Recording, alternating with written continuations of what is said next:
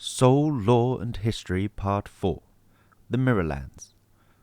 The Mirrorlands was first officially settled by the Kingdom of Man during the last Great War, when Warrior's Reach was built to act as a foothold against the forces of darkness. The initial settlement was erected in 121 BP and originally had a large stone fort upon a high hill on the shore.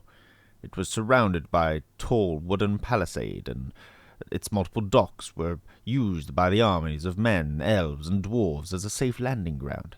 After this establishment, the Kingdom of Man fully intended for Warrior's Reach to be the first in a line of new cities, which would be the beginning of a new colony, to extend its power and influence across the world. However, the raising of the promise by the gods ensured that this plan would gradually fail. After the promise was raised from the depths, it cut off the old shore's unobstructed routes to the Mirrorlands. Only two unattractive options were left to them: either brave the treacherous waters that weave through the Steel Isles in the north, or head south through the Merchant's Gap and suffer the heavy tolls of Dinat el-Darab.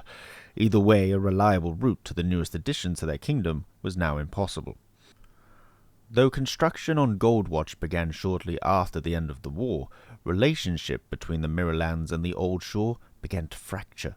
Lack of support from the east and the ambition of those in charge led to the Mirrorlands declaring independence from the Kingdom of Man in 372 PA. War inevitably ensued, though it was short-lived, as the journey alone was found to be too costly and too dangerous for the Kingdom of Man to endure. 3 years of blockades and indecisive naval battles were enough to bring the two factions to the negotiation table, where peace was established and new borders were drawn up. The Mirrorlands was recognized as an independent nation at the end of 375 PA. To celebrate the end of the conflict, Warrior's Reach was renamed to Pilgrim's Reach on New Year's Day of 376 PA.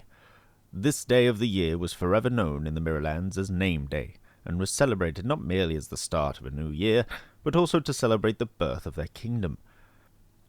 375 PA also marked the ascension of High Lord Louis Greaves of Warrior's Reach to King Louis I of Pilgrim's Reach and the Mirrorlands. Renowned as a great captain and an even greater strategist, he was quick to repair the hurts of the war and focused on security and infrastructure.